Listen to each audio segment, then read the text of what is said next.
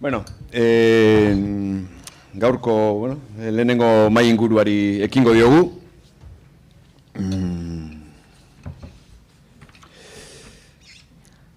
Adierazkortasuna lantzeko ereduak eta bideak euskara idatzian.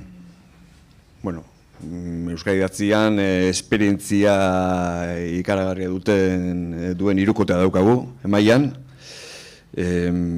Garazi, Gorka, Danele, idazle gisa, editore gisa, itzultzaile gisa, kazetari gisa, hainbat generotan, eta, bueno, Garaziri buruz, hori da, idazle, itzultzaile eta editore da, txalapartan bera, eta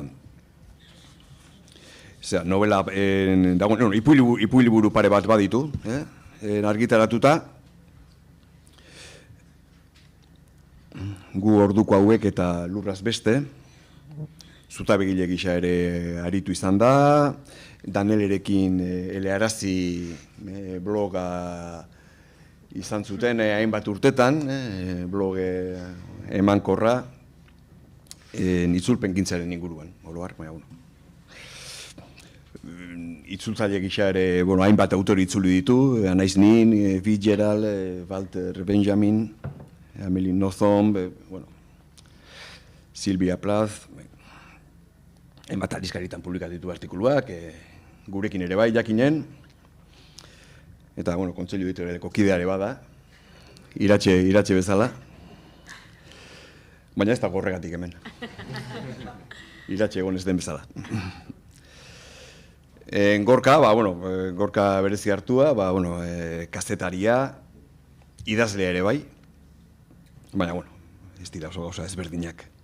Argian egiten du lan, eta batez ere kulturgaiak landu izan ditu, oroar, lantzen ditu oroar. Boligrafo gorria blogari eusten dio, ikusi dudanez 2005-etik. Saiakera pare bat idatzi ditu, ez gara neutralak eta zer egin Miranderekin, saiakera kolektiboa, iaz. Eta maiatzean bertan, bere lehen eleberria, atera berria du, Garondoan. Hala ere ez dut ezango idazle berria o novela o gaztea denik, berak gustora entzungo luken arren. Eta Danele Sarri Ugarte, idazlea, itzultzailea, literatur kritikaria, kazetaria, Garazirekin elearazi, astuta dengo zarete, akaso, baina Garazirekin elearazi bloga izan zuena, sortu zuena, eta, eleberriak erraiakekin bazter guztiak nazi zituen, azala erre, eta nazkena beste zerbait. Gure ikastaroaren gaiarekin bete-betean gurutzatzen den novela edo artefaktu literarioa, ez da. Hainbat autore itzuli ditu, ez da, Walter Benjamin, Anja Davis, Wittig, Iluz, Zizek, Estes, Zuro, bale. Eta, eta kolaboratu ere, hainbat argitaletxe, edabidetan, ez da. Literatur performantzak ere, aipagarriak, bere kasuan, ez da, Popper Afterra eta Utopia, eta Kaixo Kariz, misterekin.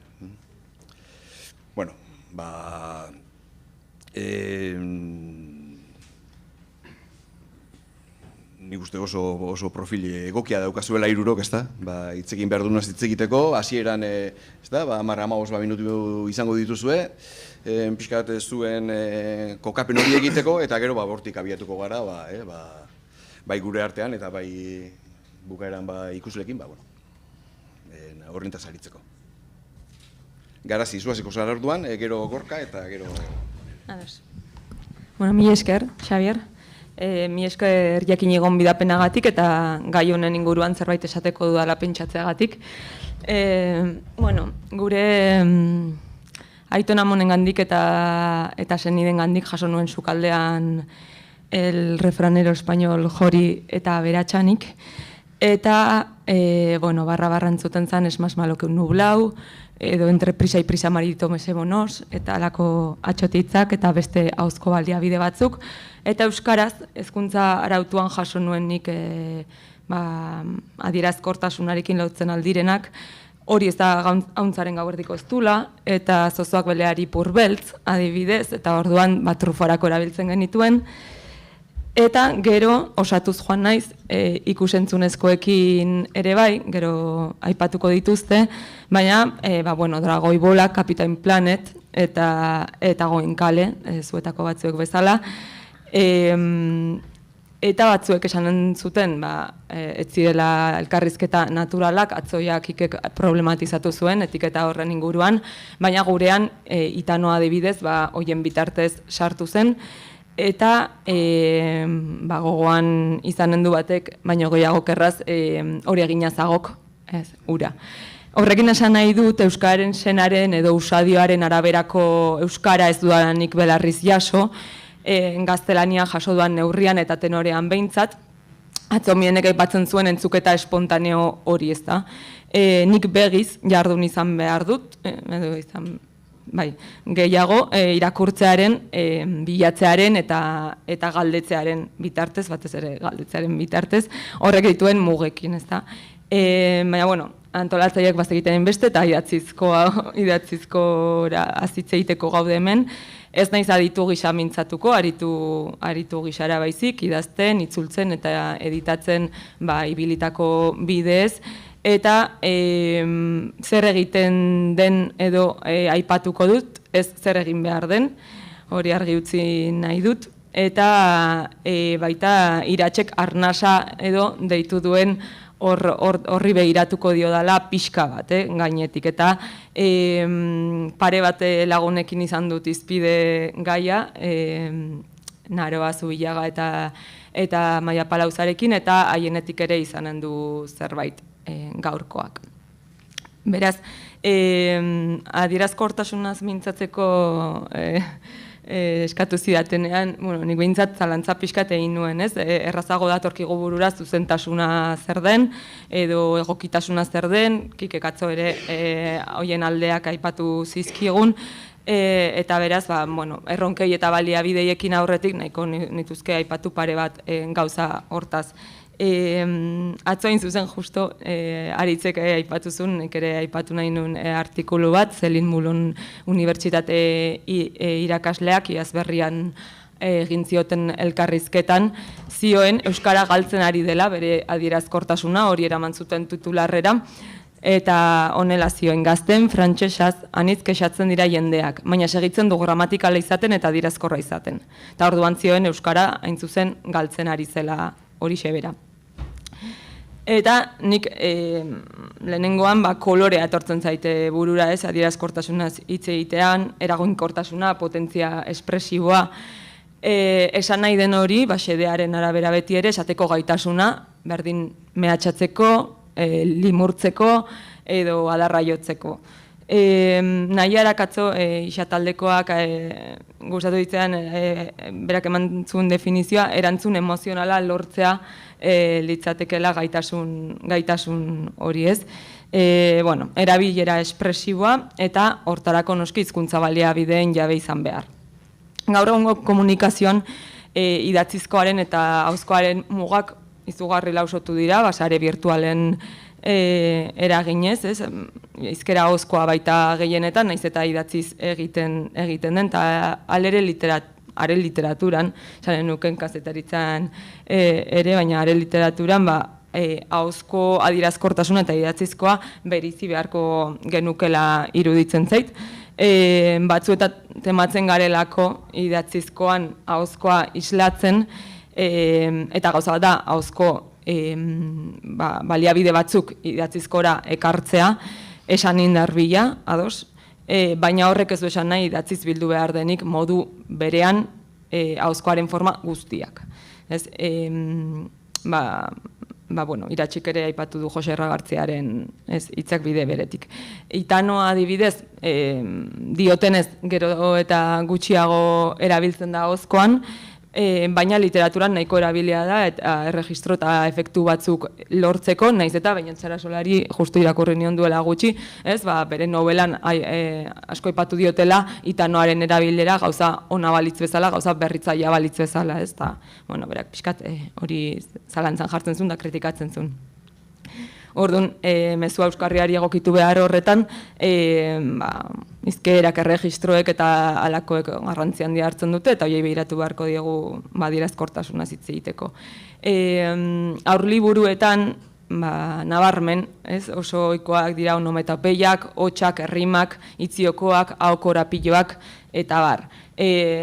Badago nahikoa material esanen nuke, naiz eta egia da han hemen sakabanatua dagoen asko, Jolandarrietak bilketa lan hortan lan handia egin du adibidez, ahozkotasunari lotuta batez ere. Eta esan dezan, aipatu ditudanez, onomatopeiak, batez ere aurliburuetan eta komikietan agertzen dira bai, baina ez bakarrik, helduen liburuetan ez komikiak direnak, hor ere, trenak trikitraka eginen du, euriak zarra-zarra eginen du, eta horrek laguntzen aldio testuari, edo ez. Baina, bai, hizkuntza diz egin dezan, atzon mireneka erabili izun beste onomatopeia bat. Batzutan lagungarri dira. Baio hartu nahi zau pixkat pentsatzean bere izi egiten dituala itzulpena eta sorkuntza edo idazketa, iruditzen zait bide diferenteak hartzen direla batean eta bestean, itzulpena sortzaileagoa izan daiteke batzuetan, ala beharrez eman behar delako euskaraz sorburu testuan dagoen hizkera markatu bat, erregistro bat, lokalismo bat, bestela iritsiko ez ginatekeen tokietara iristea behartuta gaude. Eta eraberan euskara sortutakoetan erreparori gabe erabiliko ditugu erdaretako makulu eta maileguak itzulpenetan baino errazago esanen nuke, eta igual horrek ere bide berriak zabalduko dizkigu, ez da? Nahi baduzu hau ez da baidarako. Zelin Mulunek lehen aipatutako artikuluan zioen Euskaren arnasgunean bultzatzea funtsezkoa dela. Euskara gaitasunaren apaltzean eragin zuzena du. Euskara ez bada gai, erdara jotzen da. Ez zuen esaten izatez Euskara ez dela gai, ez? Nik ulertzen dudanez, esan nahi zuen Euskaldunak ez direla gai, baliabideak falta dituztela. Eta kasu, ez baliabiderik ez dagolako, baizik eta agian non bilatu ez dakigulako. Hiztun masa kritiko gutxieneko bat lortzea izan da helburu, ez, eta hortan jarri dugu denok jarri dute indar handia, kezka nagusia izalako, eta orain dela ja marka batzuk, baina orain kalidadea gehitu zaio kezka horri, eta horrek lotura zuzena du adierazko horri izateko gaitasun horrekin, ez? Nik behintzat ez dut sinesten, biziki ditugun erdarek baino baliabide gutxiago dituenik euskarak adierazkortasunarako, edo Danelek seguro geroago aipatuko duenez euskara ez da arazoa. Ez zaigula lehenengoan etortzen, ados. Edo ez dagoela formula hau edo beste bezain errotua, erdaretan bezain errotua, jakina. Edo pixkat gehiago bilatu behar dugula, edo arkeologia pixkat gehiago egin behar dugula, baliteke, baina egon badago. Batetik aukera bat da albo erdaretara jotzea, gaztelaniazko makuluak erabiliz hizkuntza esan indartzea, eta zilegi da, nire ustez. Ez edo nola, ongi egin behar da. Kasurako Danelek berak edo Miren Amurizak beren liburuetan egin bezala, euskararen logiketara ekarrita. Beste kasu bat aipatzearren ere Abaldak berriki aurkeztu duen zure ernasa zaintzeko liburuan, ama nerabeak agertzen zaizkigu, eta nerabeak en plan, como, rollo, tipo eta alakoak erabiltzen ditu, euskarazko diskurtsoan txertatuta. Baina, ez naiz horretan luzatuko, beste aukera bat da, eta ez ditut kontrajarri nahi, ze aipatu autoreek ere egin dute orain esateran atorren hau, eta aldi berean egiten alda, ez dira baztertzaileak, euskararen beraren baliabideetara jotzea, ez, esan indar hori bilatzeko. Zeintzuk dira estrategiak edo esan da zeintzuk dira baliabideak edo non aurki ditzakegu hasteko eta behin korpus eta hiztegietan eta alakoetan, ez, orotarikoan, euskal lokuzioak sarean ataria, egongo testuen korpusa, horiek aski ezagunak izanen zaizkizue. Gero, irainen zerrendak ere badaude, berriak bildutakoak, bideo eta guzti, eta Imanol Epeldek zerrendatutakoak, onomatopeien zerrenda bat baina gehiago ere badago, berriako hotxak zerrenda, Inigo Satrustegiko 31 eskutik atarirako bildutakoak, Euskaltzaindian bertan ere badira, IBAPen galdezka argitalpenean, Errimak ere HM bertan, Aiztegi Batuan bertan bilatzen aldira, bilatzaian amaitzen da edo. Jarrita, isataldeak ere badauka errima bilatzailea, Xabier Amorizaren hiztegia errimatua zarean dago, PDF-an kontsultatzeko. Atzo Miren Nagormea aipatzen zuen Mirenek, testu erregiosoetan asko harakatu duela, esan indar horren bila, eta nik ere esan behar dut Biblia behin baino gehiagotan kontsultatzea tokatu zaidala, eta sarean badago bilatzailearekin gainera eta oso erabilgarria. Gako batzuk itzulpenetan aurki ditzakegu, nekez joko baitu itzultzaileak erdaetako makulu edo mailegoetara, ez lehenengoan behintzat, ez? Igual bide batzuk pentsatuta gero bai. Hartzen badugu esaterako Andrea Kamilleriren uraren forma, polizien arteko hizkera baldar zikina, honela mantzun Ander Irizarrek, baitanoaren erabilera, adjektibazioaren bitartez, ahozkotasunetik hartuko hizkera bat idatziz emana. Pier Paolo Pasoliniren Kalegorriko umeak eleberrian ere Fernando Reikitanoa erabiltzen du, eta egitura jakin batzuetara jotzen du informatasun hori lortzeko, ez, erromako kalizkera hori. Mariama Basenegaldarraren Aingutun luzea eleberrian, sorburu testuan lagunaen arteko hizkera oso inabarduraz betea agertzen da, Francesco tu, tua, bu eta lakoen bitartez, eta forma bakarrera azukara ekarri beharrean, Jokin eta egitzultzaileak noka baliatu zuen, pixkate nabardura horiek emateko eta gertutasun intimo bat adierazi nahian. Euskalkia ere erabilizan da dialektalak agertzen badira, dibidez, oso agerikoa da, igual italieratik ekartzean, Napoliko hizkeran edo printzak agertzen badira eta lakoak. Edo oso informala, erregistro oso informala baldin bada, edo klase jakin bateko jendearen hizkera emateko, edo toki jakin batekoa. Emili Bronteren gaiztxuak eleberrian, Irene Aldasorok itzulia, morroi klasea paleko bat agertzen zaigu, Gipuzkoako euskalki batean hizketan. Mirentxu Larrañagak, Dorothy Parkerren ona hemen gubiok ipuin liburuko pertsonaia baten hizkera, ere baliotu zuen harentzat euskalkia, eta honela zioen Mirentxu Larrañagak. Hain zuzen, elearaziko elkarrizketa batean. Bazioen, neskameark, ez zuen ez ondo hitz egiten, ez zituen ez hitzak osorik esaten, dena janda bezala hitz egiten zuenez, saiatu nintzen guk azkoitiarrok egiten dugun moduan egiten. Beltz bat azkoitiko hizkeran. Ez dakit oso ondo asmatua dagoen, baina zerbait egin beharra neukan. Erregistroen kontua, hain da biurria nibirrina barra. Ez beste onometapeia eder bat. Zalantza sor dezak ez euskalki hautatu alakoetan bereziki pertsonaiak ezaugarri negatibak baldin baditu, eta hor banatorre iratxek pololoekin esandakoen oi hartzun edo ginen dunek. Esanen nuke hor egontzala ere polemikatxo bat, inoiz, xede horrekin bizkaiera erabilizen batean, igual baten bat hobeto akordatuko da hontaz, baina, kasu baten arira. Nola nahi den, batuan idatzita ere maiz nabarmentzen dira euskalki jakin batzuk. Demagun nahiazu beldiak Leila Slimaniren kantu leunak euskaratu eta Nafar Lapurtera zantzuak aipatzen dituztela komunikabide guztiek, salbuespenik gabe. Hizkera markatzeko beste aukera bat da eta izan indar horren adierazle fonetismoak erabiltzea. hauskatzen den bezala idaztea, ez, ditun, etzen, emango jot, eta apostrofeakin, eta alakoak. Horixe egiten zuen Parkerreko, lehen aipatu dugun Dorothy Parkerren liburuko pertsonaiak, eta bustidura darabil, ume baten ahotsean emana baita, Itziardiet Deltzurrun itzultzaileak Hilaria Eleberrian, udazkenean argitaratuko dena, txera edo adierazteko, ez? Atxa, potxolo eta alakoen bitartez.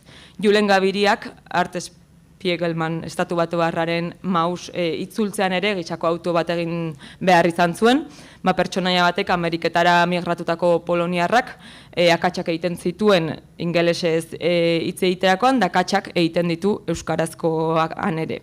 Horrek zalantzak sor ditzake, akatsak jite batekoak baldin badira beti adibidez, baina markatutako hizkera itzultzerakoan beti autuak egin behar izaten ditugu. Orain arte, registro informalarekin lotu dugu, eta igual errazena hori da, adierazkortasuna lotzea registro informalarekin, baina kontrara ere bilatzen alda, noski, eta bilatzen dugu adierazkortasuna. Aingeru Epaltzak Felix Urabaienen auzo madarikatua euskaratzean, 20. mendeko lehen erenean Nafarroan gaztelaniaz egiten zan prosa, pindartxu hori adirazteko edo, berak ere alako euskara ponpoxoa baliatzen du, adjektibazio aberatxekoa, oso joria, eta kutsu bastandar lapurtar bat ematen dio. Eta, berak ere, Aingeru Epaltzak ere, maiz idazterakoan, bere novelak eta idazterakoan, jo izan du pixkat klasikoetara. Da gero, azkenik, galdera ikurraskorekin bururatu zait, idatzizkoan esanindarra formak ere badakarrela, eta, konentzun nuen, Mozartek esaten zula, musika ez dagoela notetan, baizik eta noten arteko isiluneetan, eta gure erakarrita, igual literaturan ere tipografiak eta parrafo saltuek edo aldaketak edo atalkatzeak edo lagungarri izateaz gaineaz, eta esan nahiak hartzeaz gainera, batzuetan ere adierazkortasunaren isla dela, eta hain zuzen Daneleren azkeneko liburuan ere, lekuko hotzetan ez da espazio horiek horren adierazle izan daiteke. Barkatu terrapatan ibiltze hori, baina ez nuen nahi pasa. Eskerrik asko.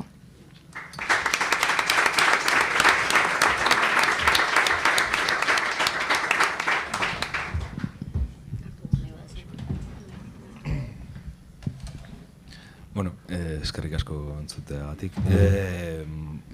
Nik ez dut hain aurkezpen landua ekarri. Hori abisatzea izan. Niko har batzuk ekarri nituen lehenbiziko zati honetarako, eta egia esan, pixkat, hau prestatzen ari ginela planteatzen nizuen ere, ez.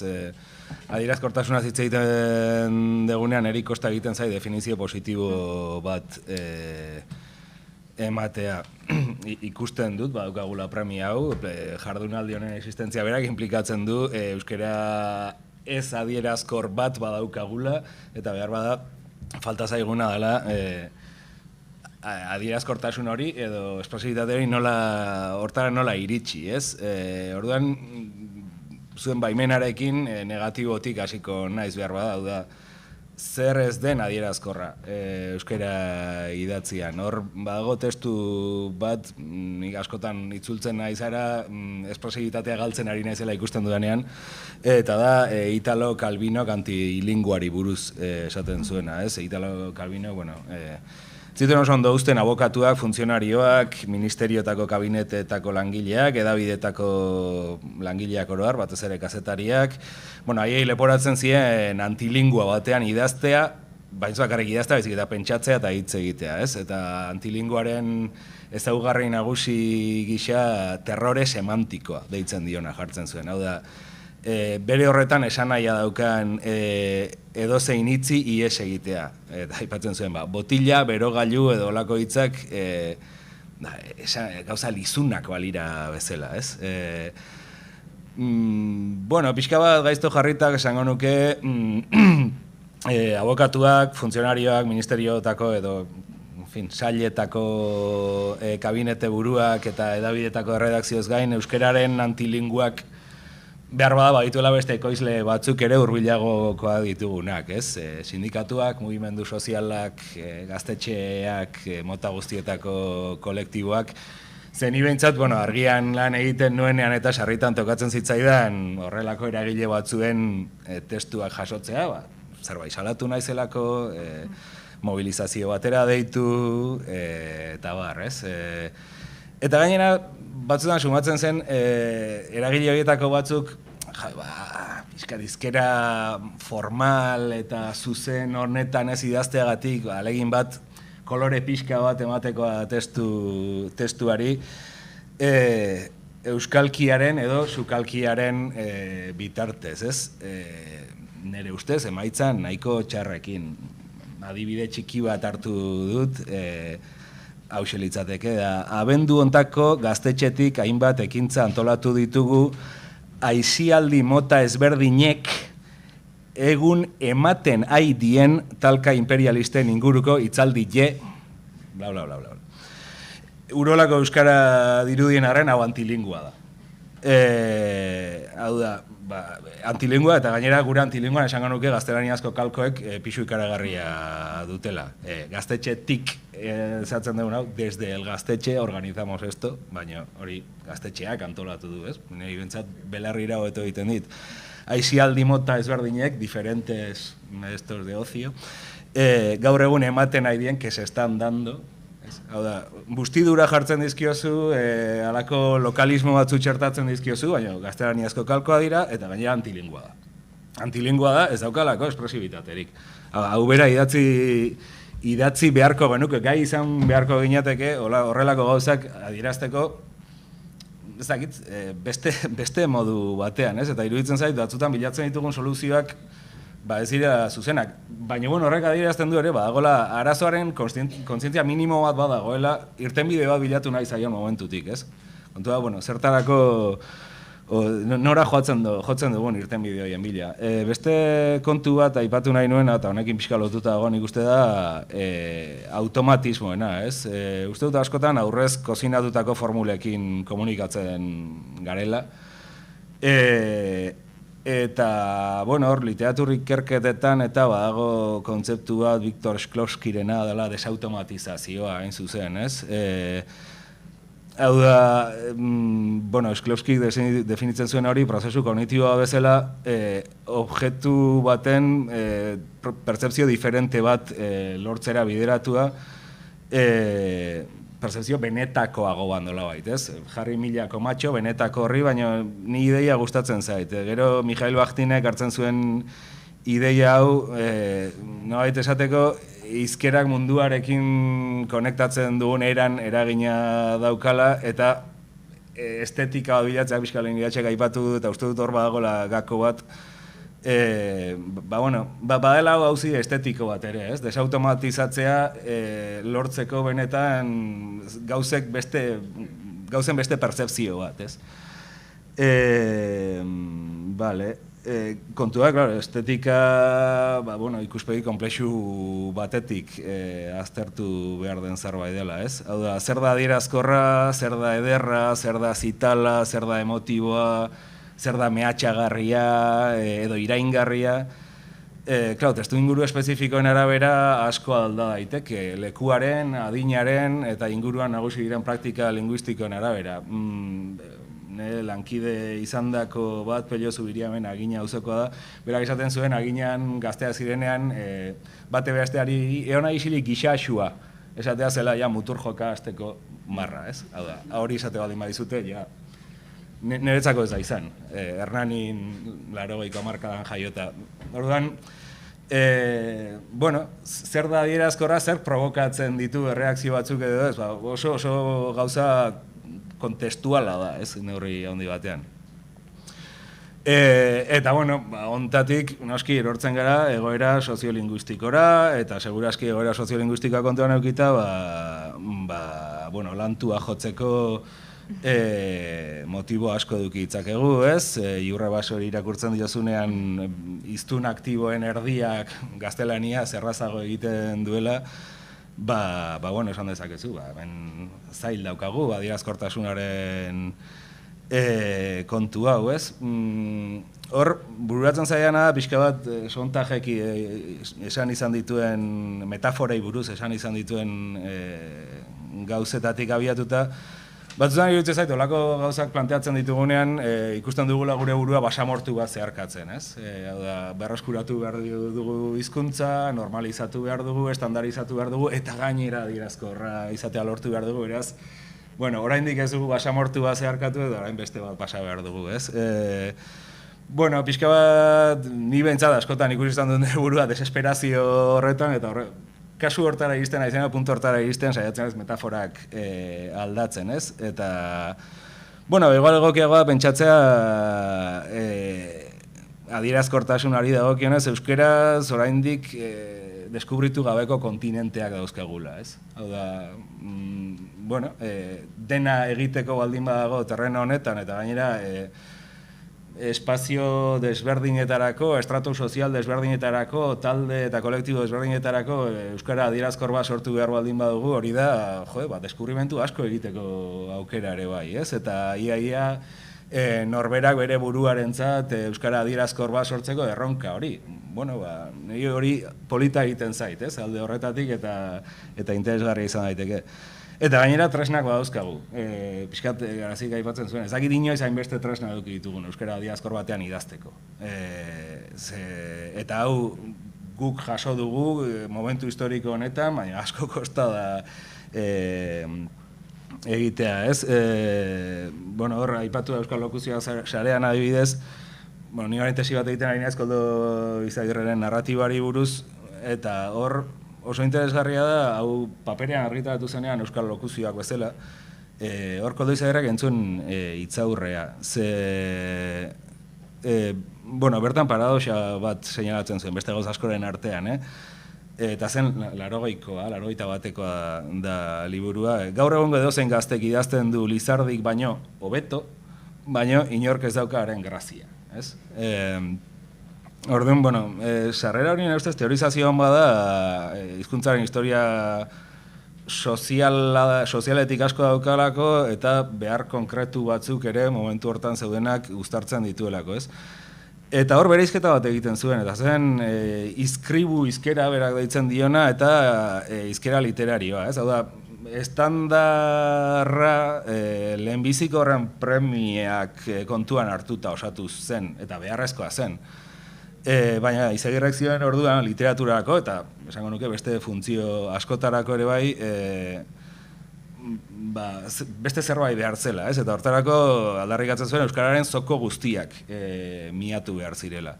Eta guztia direnean dira guztiak. Hau da, izan daitezke noski literarioak ez diren iturriak, ahozkotasuna eta aurkitzen ditugun edozein forma, ez? Eta, bueno, uste dut lan horren parte handi bat egina dagoela. Orotarikoa daukagu, badauzkagu, ez dakit, ni egunerokoan erabiltzen ditudan milaka tresna, ez? Kontua da, behar da, tresna horiek erabiltzeko ikastaro batzuk edo beharko genituzkela behar konkretu erantzuteko. Ez dakit, bilatzen duzuna nahiko argi baldin badaukazu eta non bilatu baldin badakizu, nik uste orain idazten duguna, baina adierazkorrago idazteko posibilitateak handia direla. Eta, bueno, pixka bat, ja, definizio baterantz hurbilduz eta Bachtinera itzuliz, bueno, Bachtinen nobelari buruzko ulerkeran garrantzia dauka kontu batek, eta da hizkuntzaren irudia, bera, ez? Askotan estandarrari eta batuari leporatzen zaizkio gauza batzuk, ez direnak batuarenak, baizik eta batuari buruz dagoen irudiari dagozkionak. Eta bueno, zentzu horretan, Bachtinek abiez novela ulertzen zuen halako amalgama bat bezala, osagai heterogeneoak biltzen dituena, eta baina eraikuntza dialogiko eta polifoniko bat, ez? Eta, bueno, ez zait definizio txarra iruditzen euskara adierazkorrarentzat ere. Amalgama dialogiko polifoniko ahalik eta aberatsena egitea litzateke behar bada erronkaz.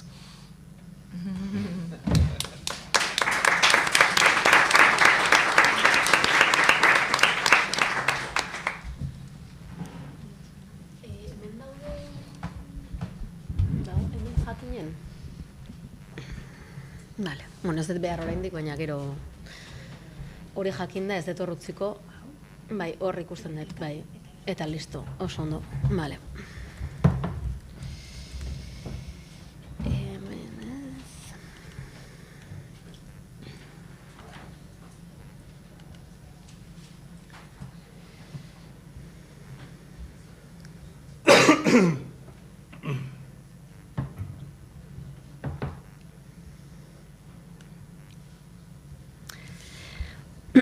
Bueno, egun on danoi, eskerrik asko etortzeagatik, mila esker jakin ere bai gonbidapenagatik, mila esker baitere horrelako gauzak antolatzeagatik urtero, uste dut ekarpen importantea egiten diozuela pentsamendu kritikoari euskeraz, eta hori eskertzekoa da.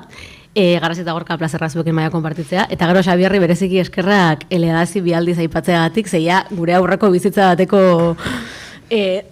kontu bat dirudi, baina pozgarria da, noizian behin kanpotik ere gogora diezaguten. Gaurko mai inguruaren arira, Xabierre berak esan duan bezala, nire azkenengo liburuan beste zerbaiten gogoeta batzuk ibili ditut, eta ez hori bakarrik erabaki batzuk ere hartu ditut liburua bera osatzeko gaurko gai guztiekin eta zer ikusi izan dezaketenak, eta lehen hitzartze hontan edo hortik tiratuko dut batez ere. Sartu aurretik alere, baina nuke nire ura pixka bat kokatu, euskararekiko harremanari dagokionez nik euskera jaso dut etxean eta hezkuntza arautuan, etxean ez dut bakarrik euskera jaso, eta gero hezkuntza arautu osoa 3 urtetatik 21 urtera egin dut euskeraz, problemari gabe esan nahi, orduan pixkat hori da testu ingurua, nolabait normaltasun handiena daukan eremu batean, ez? Euskarak normaltasun handiena eduki dezaken eremu batean. Gero ja hor ñabardura pila sartu daitezke, baina hori kokatzea importantzea iruditzen zitzaidan.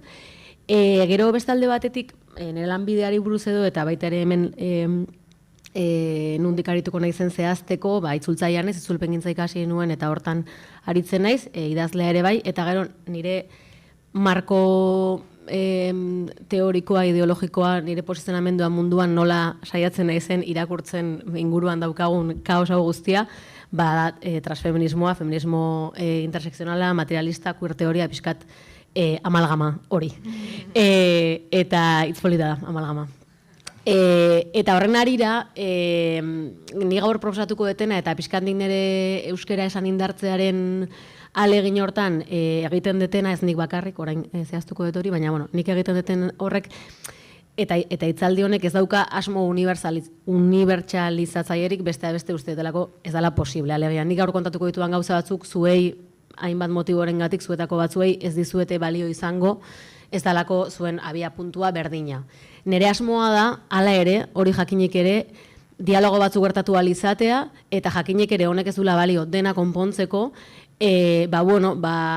agian gauza batzuk desblokeatu alizatea, eta hor elkarrezketza batzuk sortu alizatea. Ez da nere pretentsio, ni jarraituko eta egiten detena, zen nere kokapenetik hori egitea dagoki dela sentitzen dut, baina esan bezala ez da soluzio erabateko bat, ez dut uste sentitzen danik, agian bukaeran emango dit horri buruzko aipu bat irakurtzeko astiri, baina ez dakit. Eta gero baiteren, nahi nuen esan, belaunaldita korronte baten parte sentitzen naizela ez, beste atzo Miren Amuriza kontatzen zuen guztiakin oso bat, eta hemen egia esan dituzuen gauza askorekin bat, orduan konstelazio horretan ulertzen dut nire burua baitere. Eta zehatzera etorrita, nik euskara esan indartzearen arira bi proposamen edo egingo ditut, lehengoak zer ikusia dauka pixkat ikuspegi aldaketa batekin eta pixka posizionamendu teorikoago batekin edo, eta gero bigarren puntua zen Euskal Itzulpenaren ondare aldarrikatzea, ja Gorkak eta Garazik egin duten moduan, baina pixkat hortan gehiago ere sartuko naiz. Ni ere hasi nintzen, nolabait, lehengo puntuarekin hasiko naiz, nire hasi nintzen, hau prestatzen hasi ginean definizio baten bila ez, esan indarra zeotezan, eta, batorrez ezkean beste hitz batzu burura, giharra, potentzia, ahala, eta arduan, olako nire lehengo puntua izan zen, niretzat euskararen esan indarra litzateke, euskararen giharra, edo euskararen ahala, edo potentzia, esan behar duen hori, edo adierazi behar nahi duen hori adierazteko. Zakar bada zakar, gozo bada gozo, hizkuntzaren tresneria litzateke.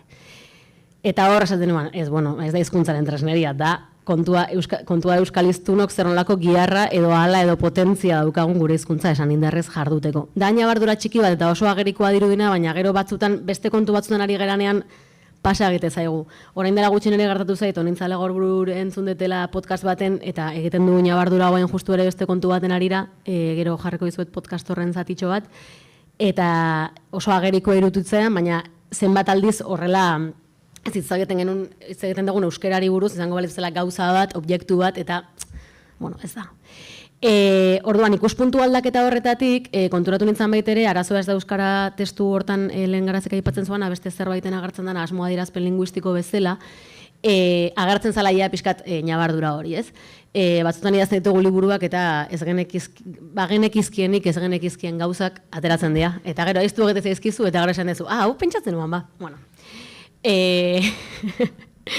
Eta arazo ez da euskaran hor, kontatzen nuan azan pixkat euskararen ustezko giharrik falta horren arira edo, neri hori iritsi zedala asko itzultzaile moduan, ba, bueno, jendeak esaten diala galdetzen diala nola itzuli gauza bat euskerara, eta askotan esaten diala hainbat aurkera ematen dizkiet, eta eskartzen dizkiate, baina beste batzutan esaten diate ez duela berdin sonatzen, eta, bueno, pixkat, nolabait, akusazio horretatik, euskarari egiten zaizkion akusazio horretatik abiatuta, arazo ez da euskara hontan zera nioen. Alakoak irakurrita badirudi arazoa euskara dela, euskara ez dela nahikoa, eta pentsatzen dut, ez dela nahikoa zer, nahikoa gaztelania. Euskararekiko dugun harremana norabide bakarreko gabezia akusazio bat izatea problematiko xamarra iruditzen zait. Gabezia ez ote da idazten ari denarena, hitz egiten ari denarena. Egia esan, euskaraz hau ezin dela eta bestea ezin dela irakurtzen dudanean, neure buruari galdetzen diot, ea benetan alakoak esaten dituen jendeak ez duen gaztelaniaz idaztea desio. Pixka, desirari buruzko beste gauzatzuk esaten ditun, orain helduko dianak. Eta azken baten, bueno, esaten nuen azan, izan gaitezen zintzoak idazten ari garenean behintzat, eta ez diezaiogun euskarari leporatu euskararena ez dena. Euskarara gu gara, guk egiten dugu. Liburuan agertzen den pasarte hau berez hitzaldi bazan, eta ni jende aurrean irakurri nuen, eta Bilbon oraina etorkizun jardunaldietan, eta bukatu zanean hitzaldia Ana Morales itzultzaileak esan zidan, buruzari naiz, azken batean nik planteatzen nuena testu hortan zala generoaren ingurua bidez, ea emakumea jaio egiten den, ala egin egiten den natura eta kultura.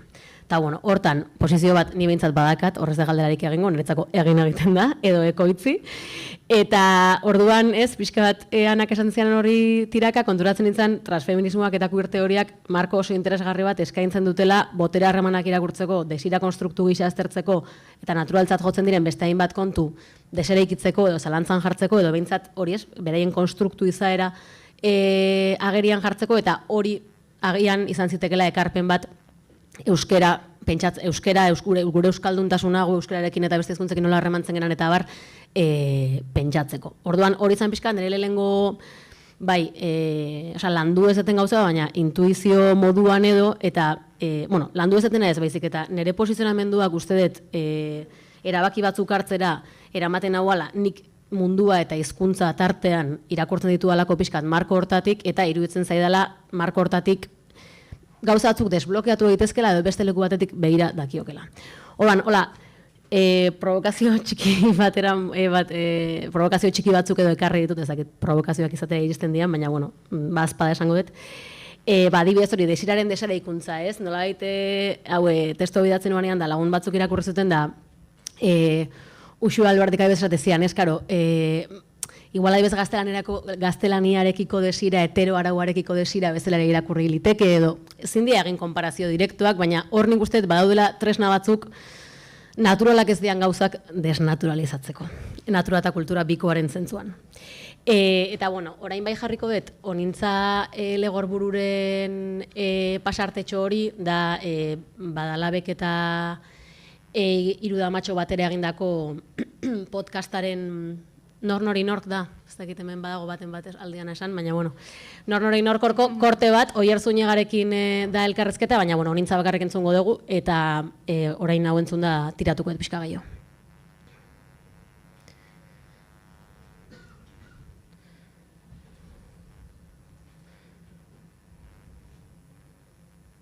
Ez nahi sartuko, nire kontuan. Jasuta galdutu behar dira iztunak. Eta orduan zer gertatzen da iztun horiekin, ez? Hori da niri interesatzen zaidana eta hortan nabil. Espazio transfeminista informaletan, bueno, horko hizkuntza ideologiak aztertzen. Zer ari den gertatzen, hizkuntzarekin berarekin, ze forma, ze adiera, ze materialitate, zer nolako iztunak ari diren sortzen espazio transfeminista informaletan. Ze badaukat kezka bat, euskara jende batek asoziatzen duela edo lotzen duela formaltasun batekin eta eskolarekin eta bueno, uste dut espazio transfeminista informaletan ari direla gauzak gertatzen eta euskara beste gauza batzukin lotzen dabilela eta adierazpen kulturaletan ere beste era batera dabilela legitimatzen eta beste gorputz batzuk habitatzen dutela euskara eta beste iruditeri batzuk sortzen gabiltzala, ez? Asko egin izan ditut behaketak gauez, festetan, bertso saio senyoras ariketan adibidez. Hor, nik uste dut euskara bai ari dela politizatzen, eta hor badabil lotzen nolabaiteko berriz ere transgresio moduko batekin euskara. Bueno, hasieran justu ez dantzu, baina esatezuan euskara ez da galduko. Euskara jasota dago ez dakize, galtzekotan iztuna galduko dira.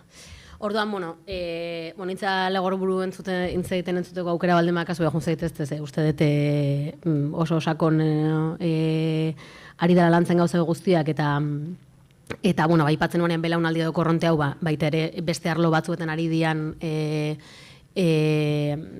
pertsonen ekarpenak ere oso niretzako oso asko likatzen naute. Baina batez ere nahiko niok heldu bukaerako horri esaten du ez, euskara berriro ari dela politizatzen eta transgresioarekin lotzen espazio informal transfeministetan, ni espazio horien parte naiz, orduan horregatik ere karregadet ezagutzen datena hori dalako. Eta pixkat transgresio de politizazio horretarako provokazio ideia batzuk ekarri ditut, bi adibidetxo, bata da Bilgune feministak 2023an atera zuen kartel hau, ez dakit, hau, ez zabaltzen. 2023an atera zuen kartel hau, aprilearen 28an, ikusgaitasun lesbikoaren nazioarteko unaren arira, ez da ondo irakurtzen, igual. Bueno, jartzen du, inoiz ez da berandu, nola jartzen dut hau ikusteko pantalla osoa? Ikusi horta. Amen. Ikusi. Ikusi eta aurkezpena. Bueno, aterazuan kartela ez da ondo irakurtzen, baina, inoiz ez da berandu boieri izatea erabakitzeko, da leloa, behiz ere, antzeko, Bilgune feminista dekarriet, hor zegolako, gertu, baina ere jartzen da, beste lelo bat izan da, inoiz ez da berandu heterosexuala izateari usteko, orduan pitzatzen nuan, inoiz ez da berandu erdalduna izateari usteko, edo, Mario, hau igual ezagutuko ez, Mario Laxon Galiziarrak atera zuen kamiseta hau, Falas Castelan como quería Franco. Ez que, ez da gendola esan, oso nahi dute zait. Eta, orduan alde horretatik, nintzak ere bai bere tesiaren barruan afektuekin lotzen du euskera, ez da pixkat irakurtzea afektuen teoriaren markoa baliatuz nola harremantzen geran hizkuntzarekin, ez? Nik uste dut afektu bat oso presente egondana, oso presente dagoena euskal hiztunon artean euskararekiko da kezka da beldurra, normala, baina aldi berean baldarrekapen bat baitere plazera, gozamena, jolasa, esperimentazioa eta esperimentazioa ez da gauza superarraroak egitea. Esperimentazioa bakoitzaren kasuan da, eta esan bezala idazten dugunon kasutik ari naiz, izango da oso desberdina ez. Nik uste dut hemen gauden hirurok esperimentazioarekin eta jolasarekin jolasten dugula gure testuetan eta bakoitzak egiten du zorionez modu baten. Onan pixkat aldarrikapen hori edo ez egon, eta gero itzulpengintzaren ekarpenari dagokionez, ja esan duten bezala gauza asko daude eginda, eta niretzako itzulpengintza importantea da bi punturen gatik gai hontan, bata da, esaten diatenean, iristen den gauza bat da, hau ezin da esan, edo hau esaten baldin bada ez du berdin sonatzen, edo ez dakiz zer, eta gero baita ere hau ez dago euskeraz, hau ez da, zema gauza falta dian euskeraz, ados, gabezia hori hala da. Baina batzutan horrek amorratu egiten nahi zegi esan, sentitzen dut ikusi ezin bilakatzen dela egindan lan guztia eta dagon lan guztia. Ez, orduan batzuetan ere gogoa esateko, gauza pila bat daude jende, pilo bat egin du lan eta utzi ditu hor begiak eta bizkarra eta dena eta gu orain esaten hau ez dagoela eginda. Bueno, horran nire pitch txikia. Eta gero, nik uste dut baita ere, euskararekin daukadan harremanaren parte handi bat itzulpengintzak eragiten dula, ze itzulpengintzaren abia puntua da itzuli egin daitekela. Osea, hizkuntza baten idatzi dan gauza bat, idatzezko itzulpena zain naiz, hizkuntza baten idatzi dan gauza bat aldala beste hizkuntza baten esan. Orduan, abia puntu hori onartzeak ekartzen du beste hizkuntza batean esan dena euskaraz esan daitekela, ez? Eta itzulpengintzan, lehen Garazik esan duan bezala, ezin diogu itzuri egin, ez? Tokatu zaizu esaldi bat zaila edo konplexua zentzu askotan, eta ez dakazu besterik ematea baino. Orduan, batzutan baita ere igual, niri uste dut idazten jarri nahi zenean baita ere, aipatzeagatik oso urruti garatzen zedan gauza, baina niretzako adibez, David Foster Wallace-en estiloa, pentsaz dago noizko kontuak, David Foster Wallace-en estiloa, nik irakurtzen nuanean, irakurren nuanean gaztelaniazko itzulpenan, ez nuan pentsatu, ai ze pena ez daukagula erlatiboko esaldirik, ez? Osea, pentsatu nuan, gustatzen zait estilo hau nahi dut nire idazketara eraman, ez? Orduan, igual hori ere, osea, igual itzulpenaren txip hori, guk lanbideagatik txertatu daukaguna, eta beste idazle askok ere lantzen dutena, baina, bueno, hori ere ekarpen bat izan zitekela. Eta ez dakizen denbora garatzen zaidan, baina, eske uste nuen marziala eta asko kronometratu den nire burua. Bale, nahiko nuke azken erronka bati buruz edo hitz egin, hau utziko dut ondo iruditzen baldin bazaizue, eta irudi hori diot. Eta, bueno, lehen Iratxek aipatu du, eta da kode aldaketaren kontua. Bueno, nik hori beste zerbait idatzi dut, erabaki asko hartu ditut esan indarrari dagokionez eta hizkuntzari dagokionez, baina hartu duten erabakietako bat izan da, kapitulu batzuetan, lekukotasunean, erregistroaren parte moduan ahots narratiboak kode aldaketa bat egiten du eta euskeraz egiten du, baina gaztelaniazko esaldi eta gauza asko daude. Erabaki bat da, nik kontzienteki hartu nuana, jakinik eta kontraesanak zituela eta jakinik eta bazitula hori, ez zala unibertsala eta hiztun batzuk egin justu kanpoan utziko zitula. Irakurle taldetara juna izenean eta bueno, nik hartu nuen erabaki hori jakinek kontrasen hori zegoela, baina iruditzen zitzaidalako beste motibo askorengatik hori zela zegokiona egitea momentu horretan, eta gero irakurle taldeetan asko batera da gai hau. Eta jendea oso, bueno, esan behar dut jende batek asko konektatu duala, baina gero iritsi zait olako deserosotasuna, kontrakotasuna, eta oso ondo, zilegi, erabat. Orduan, gai honen harira, beste zerbaiteko lekukotasunak Gamarteko gazte batentzako oso urrunak dira. Elgoibarreko batentzako ez. Hori da errealidadea, ez? Eta nik azken batean, pixkat, hartu duten erabakia esplikatzeko edo eta marko transfeministarekin eta afektuekin eta barlotuz, ekarri Sara Ahmeden aipu bat, Sara Ahmedini galdetu nion ze petxatzezuan itxaropenari buruz, utopiari buruz, ez? Eta berak esan zian, bueno, berarentzako utopia bastante etzala hitz bat anatema zala pixkat. Eta itxaropenean sinestekotan sinesten zuala alako itxaropen nekatu moduko batean, ez? Eta esatezuan utopia eta alternatibai dagokionez. Dagoena deseraikitzeko lan praktikoaren bidez sortzen ditugu alternatibak. Etorkizunarekin zerikusia duen arren, horretarako ez dugu aurrera begiratu behar, daukagunari heldu behar diogu.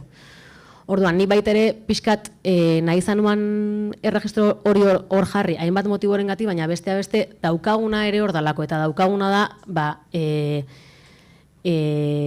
Gamarteko gazte batek eta Elgoibarko gazte batek daukatela hizkera oso desberdina, eta hizkera oso desberdin hortan dagola faktore oso potente bat dala gaztelania eta frantsesaren zeharka, bueno, impactu hori.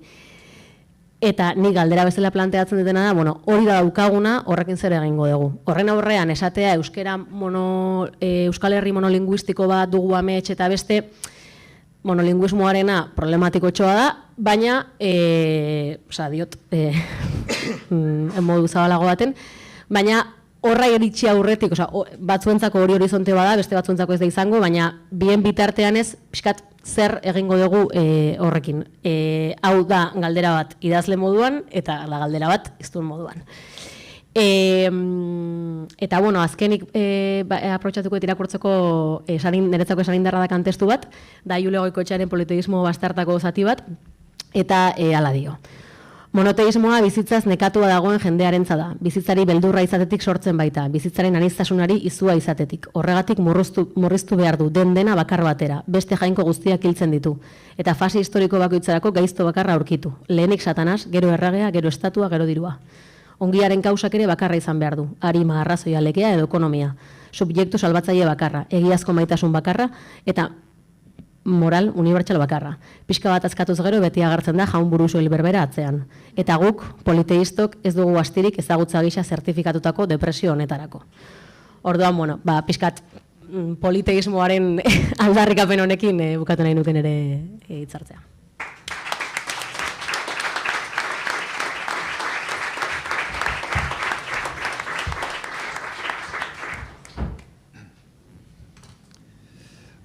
Eskerrik asko hirurei. Bueno, justu Daniel ez duk azken irakurri duzun aipamen honekin esaten duzula niretzat adierazkorra den testu bat irakurriko dizuet, ezta? Eta horrek adierazten du, oso testu ederra iruditu zen nire ere, ez dut horregatik esaten, bai egia dela, bai, adierazkortasuna, ezta, badela kontzeptu bat, atzo esaten zen bezala, eta gaur ere iradoki duzuen bezala, ez da, legia, bai, zuzentasuna badak ikusten den, ez da, egokitasuna, baina adierazkortasuna, orduan, galituko nizueke, zer da adierazkortasuna, aritu gara, zer da, zer ez da, ez da, hor, bietarik, bakoitzak hiru hitz emateko, ez da, adierazkortasunarekin lotzen dituzuen hiru hitz, edo ez adierazkortasunarekin lotzen dituzuenak. Batean ausartzen bazarete, bota. Bestela, gero galduko dizuet eta beste bazartuko dizuet. Ausartzen zarete? Gero xago bestela. Bale. Eta, lotu nahi nuke, zera, gorka bi itzultzaileen artean sartu zaitugu, baina, zu ere seguru itzulpen ariketak egindako azelera modu batela edo bestela. Baina bai, zera, itzulpen gintzaren garrantzia aipatu duzu, adierazkortasunarekin lotuta, eta garazi izuk, ez da, itzulpen gintza eta sorkuntza, pixat, egoera paradoxikoa dirudiena, edo niri dutzen zaidana, edo agertu duzu, ez da, alegia, lehen begiratuan balio dike, sorkuntza sortzaileagoa dela, libreagoa edo dela. Eta zu berriz aipatu duzuna da, askotan, itzulpenean, igual jatorrizko testua den bezalakoa delako, sortzaileagoa izateko premia daukazuela, ezta? Eta, akaso, sorkuntzan berriz, beste estrategia batzuk, edo erdaretatik, zuk esan duzu, makuluak hartzea, edo. Alegia, itzulpen gintzan, akaso, sortzaileagoak izan beharra, edo ausartagoak, edo. Nola, hori da, esan nahi dute, nola itzultzaile idazle, itzultzaile eta sortzaile zareten, edo izan zaitezketen neurrian, ez da? Batek bestea nola elikatzen du, eta adierazkortasunarekin lotuta nun ikusten duzu lan gehiago dagoela egin daitekela, edo, ez da, horren inguruko zera bat? Eskerrik asko galderagatik, ze gainera Garazik aipatu duanean azken puntu hori, interesgarria iruditu zait.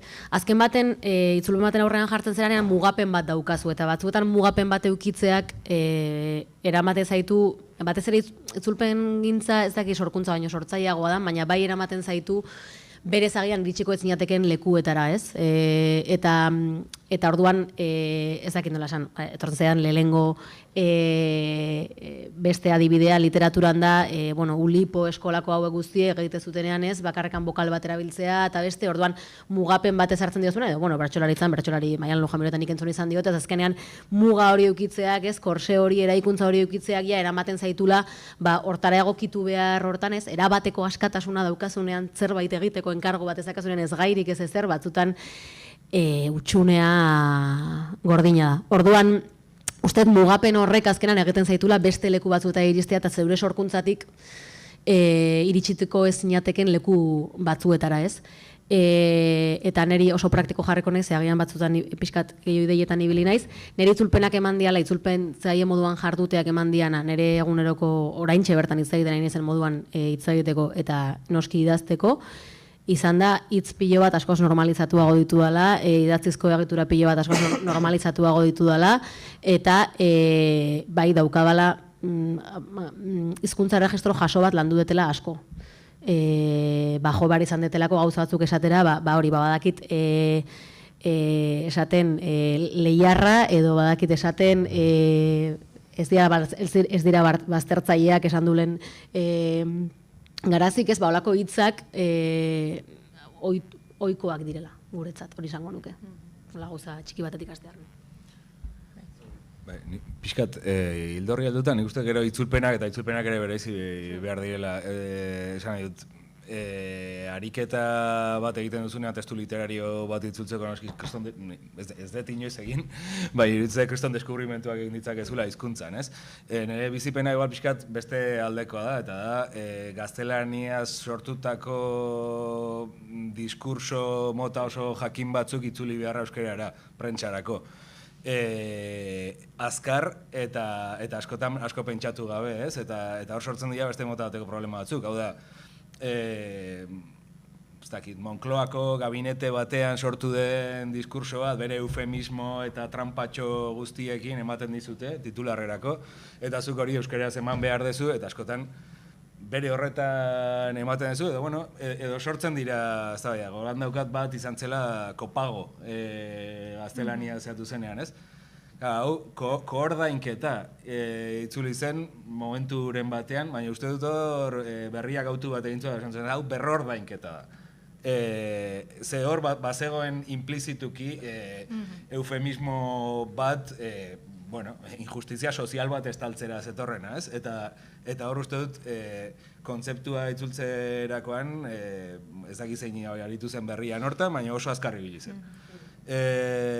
Orduan, itzulpenak ere bintzat prentsan sekulako trampak ditu, eta batzutan da, ariketan nahiko imposible bat, azkenean ari zera, hain justu, antilingua hori euskarara ekartzen, ez? Eta euskaraz produzitzen antilingua bat, gainera bigarren eskutik.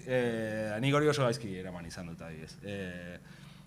Beste itzulpenari buruz hau da. Horregatik da hain garrantzitsua ere, adibidez, zuk aipatu berriak egiten duen lana ez, hizkuntza taldea badauka itzultzaile eta zuzentzaileak, eta ez direnak geratzen eguneroko hortan eta presa horretan, baizik eta pentsatzen dutenak pixkat epe luzago batea eta finkatzen dutena eta kontzientzia hori daukatenak, eta ez ideologia sartzen dela badakitenak, ez.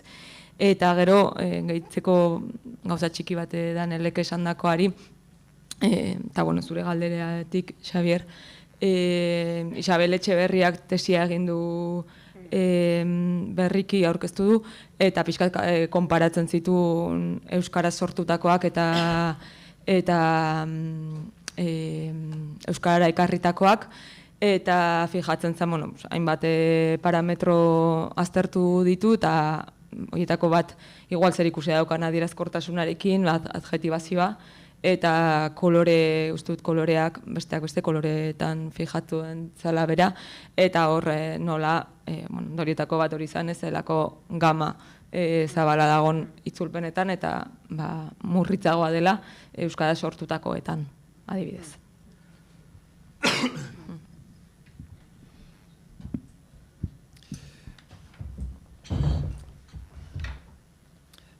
Bai, bueno, neurri batean lasaitu nahi, lehen iratxere egin diodan galderagatik, ez da, alegia, ea hemen tensio nagusia edo batua eta euskalkiak ote den, ez da?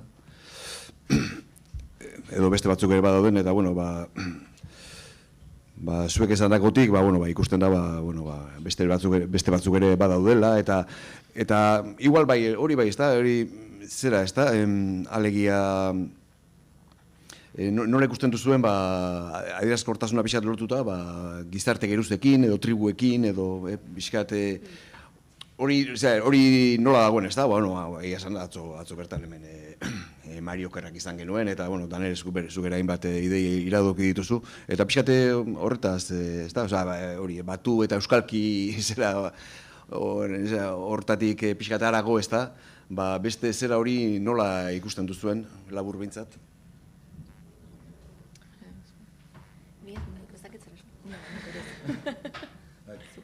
Gizarte geruzekin, esan nahi ez, bai. Hau zen justu kontu bat, Koldo Izagirre bere lokuzio estegiaren sarrera honetan aipatzen zuen, azta, nahiko gaina, historizazioa nahiko interesgarri bat egiten zuen, beste aipatzen zuen, hemen gizarte geruza hoiei erantzuteko formula batzuk ere sortu direla, ez orain, baizik eta duela 200 urte, ez, berorika adibidez, sortu zen, estrato sozial nagusiago bati hitz egiteko, ez? Orduan hau, uste dut izan dela, gauzat, etengabe hor dagoena, etengabe uste dut eduki dituela kontaktuak ere inguruko hizkuntza hegemonikoekin. Euskainolarenaz, ematen du orain hitz egiten dugula, baina zuk Barrutiaren teatroa irakurtzen duzu, eta pasarte batzuk zuzenean gaztelaniaz daude, eta euskeraz dauden beste batzuetan, desbergontzadu perroa irakurtzea, hor dago, ez? Orduan, nik esango nuke, orain dauzkagula inoiz baino baliabide gehiago, eta hain zuzen ere batuari esker, gizarte geruza horien hizkera batzuk euskaraz produzitzeko. Ez dakit, burura etortzen zait, novela beltzen itzulpenak euskaraz egin direnean, baukazu hor hizkera badia oso kalekoa, zikina, ez dakit, batzutan violentoa dena, euskeraz eman da, ez? Nik uste dut beste belaunaldi batzuetako idazleek ez dutela referentzia hori eduki izan, eta asmatu behar izan dute, iaia, ex novo, ez? Eta gauza bera, ez dakit, nizer dakit, Maris Konde daukazu euskeraz itzulita, beraz, daukazu euskara karibetar bat. Eta bar, ez? Orduan, nik uste dut, euskara batuak erakutsia du tresna bezala gaitasun hori badaukala. Beste kontu bada gero hau nola sozializatzen den. Ea ezagutzen haute ditugun referentzia biek, ea ezakit zerbait adierazi nahi duenak aurkitzen haute duen itinerario bat hortara iristeko, ez?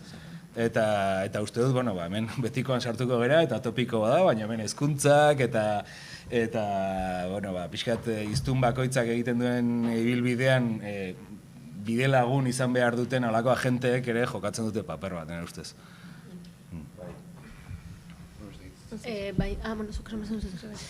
Nik igual gizarte tribunarira eta egizan atzo zintzen ikusi Amaia eta Iuneren hitzaldia, orduan ez dakizazki zer kontatu zuten, baina, bai esango nuke transfeminismoan eta queer mugimenduetan eta sexu askameraren inguruan eta komunidade horretan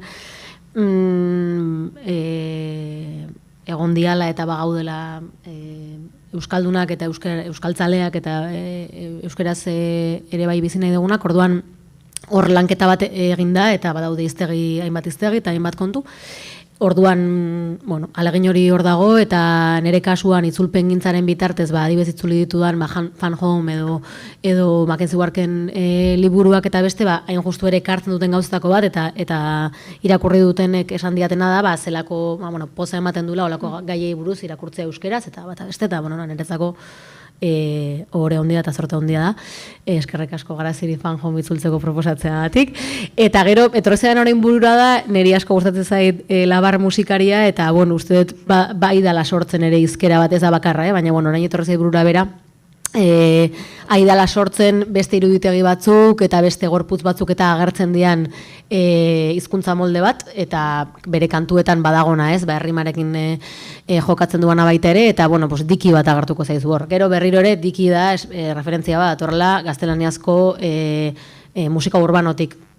Baina, bueno, hor gaude gure kontra esan egin du, baina, bueno, hori ari dala gertatzen, ez da, hor autua gainera, Labarrena kasu honetan kantu horiek euskaraz egitea da, ez? Eta bueno, eta hori izan da gertatu dana beti, osea, jendeak erabaki duela punka egitea euskaraz, ez dakiz zer egitea euskaraz, eta hortxe gabiltza.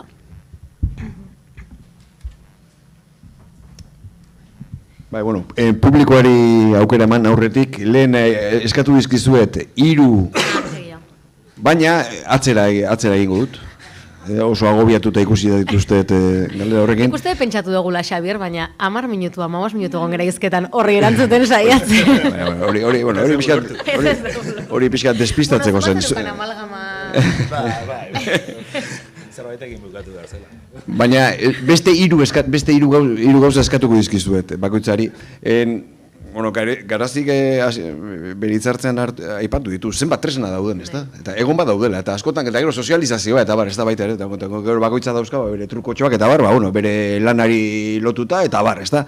Baina, bueno, bai, eskatuko izkizu, labur, iztegi batuak ez du balio, euskaltzen ere iztegi batuak kenduta, zein diren 3 tresna gehien erabiltzen dituzuenak? Korpus, edo iztegi, edo bestelako... Ni oso basikoa izango naiz, Elbiar hiztegia. Da gehien erabiltzetena zintzoki. Eta beste bi? Hiztegi batua, baina hiztegi bateok ez du balio. Bere garaian zehazki, HUk eta zakatena, eta gero... Bueno, armariotik aterako naiz, ez dut erabiltzen gauza horiek enbez. Osea, erabiltzet hiztegi batua eta Elbiar eta zehazki oso kasu zeratan. Eta hori, bai. Auspoa tresna bada, ez? Auspoa saia ere, bai. Bai, korpusak eta... Bai, niretzako adibidez, auspoa saia sekulako deskubrimentu izan da, zakit, bueno, igual zuek gehiago itzen ez dute zuen iztun ibilbideaz, izan da errepertorio bat urtetan baztertuak duena. Hau da, hau zen pixkat gauza zar bat nire aitona monen zeakoa eta enunez zer jakin nahi, eta bueno, pixka bat berradizkidetu naiz errepertorio horrekin eta uste dut baduela gauzak berraktualizatu daitezkenak, hau da, hitzait interesatzen hori tradizioa zera hitz egiten dena bezala, ez? Bere hortan edo argitaratu zen testu inguruan eta argitaratu zen intentzioarekin baizik eta nolabait badalako errepertorio bat segurazki pixka bat bazterrean gelditu dena gure literaturan. Baina justu bazterrean gelditu denak hor badago, uste Tinianov zen formalista rusiar bat esaten zuena, arkaismoak erabili gaitezkela zerbait berria sortzeko hain zuzen arkaikoak diren ze hori baliatuz, ez? Bueno, gutxi gora bera, ez auspoan eri termino horietan interesatzen zait. Nik lehen aipatu dute euskal lokuzioak sarean, orduan ja... Eta, bai, hori bai, eta gero, tokatu izan zait, azken aldian ere, bai Amaiur Eperren liburu bat editatzea, eta Bea Salaberrirena, eta orduan, nola erran, ere baliatu dut, eta bueno, hortaz ere, hitz egingo nuke pixkate beste testuinguru batean, ez?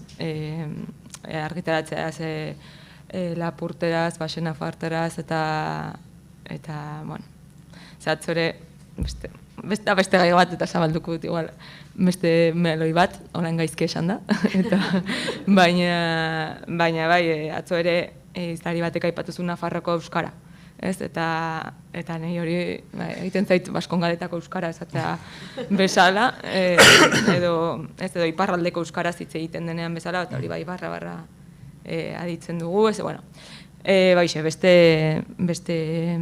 gai bat dela, baina bueno, nola erran aipatzearren eta hiztegia hori ere badagola, eta erabiliko bagenu gehiago denok, areta hobeto. Eta gero baneukan beste bat, eta aztu zait. Ze oso txintxoki 3 pentsatu ditut, baina 3. aztu zait, jo naiz beste bide batzutatik, eta... Bueno, ez dugu aipatu dezu helen biek, baina berriaren estilo liburua eta baliabideak ere oso... Egongo testuen korpusa. Aipatuko nuen batez ere hitz kombinazioak eta miratzeko.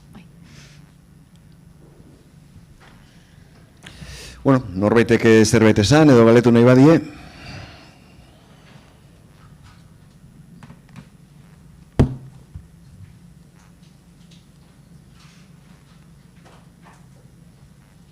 Hor dago. Bateko. Bueno, eskarrik danoi. Nik eskartzen dut pila bat eman dituzuen zera hauek eta baliabideek non bilatu eta aberatsago egiteko edo gauza berriak ekartzeko, nik uste dut hori da behar duguna, ez? Eta ez duguna beharra inbeste da zer ez den esatea, ez da? Ez dakiz hitz aipatu duzu ekarri duela azken liki bat edo ez dakiz esan duzun? Diki. Diki, eta hori nondik ekarria da?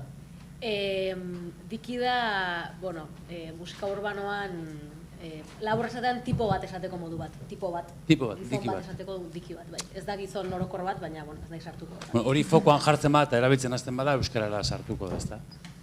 Eta uste dut asko kritikatzen dugula, zu Gorka hasi zara kritikatzen gaztetxeko testu hori, bat ezberdinak ez dakin non gaztetxetik esaten dugulako, eta claro, gaztetxetik adierazi nahi dugu, nik uste dut gaur egun euskara badela, eta egia da gaztetxeak esaten du edolako, zau da, gero niago naiz apuntatzen hainbat kalko edo hainbat mailegu, erabili dituzuenak, eta gaur egun oso normalizatu daude, baina olako mailegu mota batzuk oso kritikatua dira, edo eskarrik bera, euskaratik sortua dena, naiz eta batzuk uste duten, espainolaren kalko badela eskerrik asko da, muchas gracias da eskerrik da, bakarrik gracias da zer, joera handia daukagu horretarako, eta nik uste dut horrekin kontu handi zibil bat garela, ez? Eta, hori da pixkat daukadan bajeo azken aldian, eta esan indarraren inguruan zer ez den askotan esaten dugu, ez? Eta hori tribu batekin ere askotan lotzen da, eta Euskaldun Berrien tribua.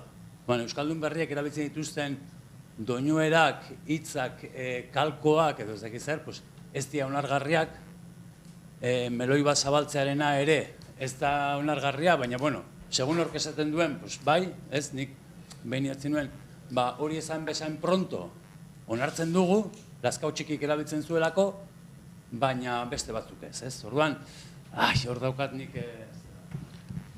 Ni pixkat erantzutegatik. Nik uste kontua ere dela kontzientzia, ze punturaino daukagun kontzientzia, gauza bat erabiltzen ari garenean. Ekarri dudan gaztetxeko testu hau iruditzen zait,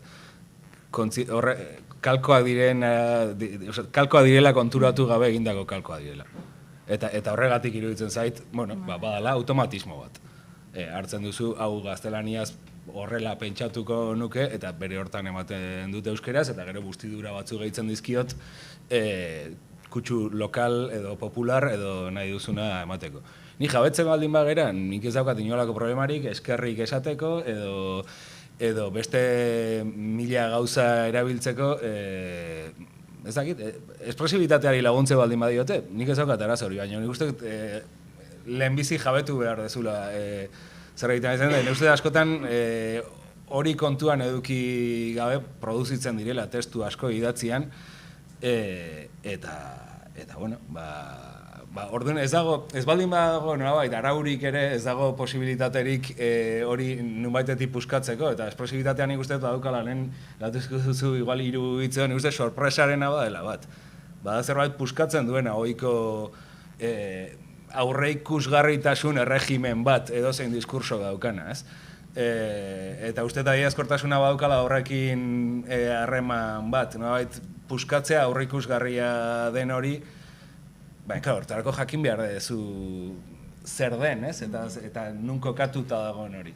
Eta uste dut askotan problema hortan daukagula, daukagun egoera soziolinguistikoagatik, noski, baina, bueno. Ez dakit erantzun dizudan... Baina adibidez, ezberdinena gertatu zu, eta gero zeuk izan duzu, kolektibo ezberdinentzako hau ez dakit zer. Dudari gabe. Azkenak kritikatzen du, baina gero guk beuk erabiltzen. Bai. Baina, fokoa gau, hemen ez, eta iuskateik irakatzen naiz.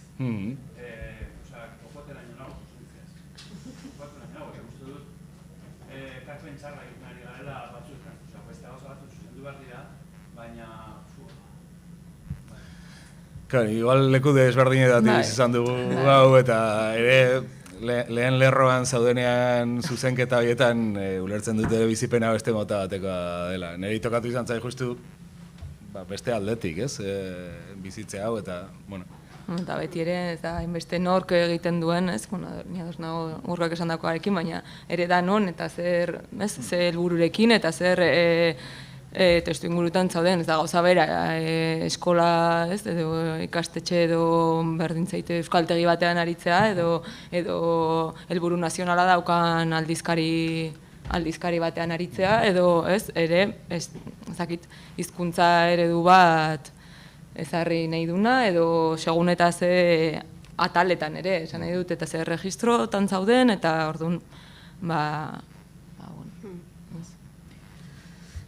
Bai, nik uste azken baten bat eginez biek esan dutenekin gu beste arlo batean ari gera, eta ziurraski asko eukiko genuke ikasteko, eta asko jasoko genuke ezagututa justu euskera helduei irakasten ari zeraten on partetik, baina egia da gu, ez da bat ere gure eremua esango nuke, orduan guk esan ditugunak agian eremu hortarako ez dira bereziki baliagarriak, baina eskerrik asko ekarpenagatik, ze beste, ados nago, baina ia izango litzateke igual iztur moduan eukiko genituzken elkarrezketak, igual gu hemen geunden gehiago idatzizko arloari edo erantzuteko, orduan hori. Bueno, ondo, bai, jardunalditako hitzetako bat bihurtu da, kontzientzia. Kontzientzia. Kafe hartzera joango gara, eskerrik asko hirurei, benetan, eta zuei ere.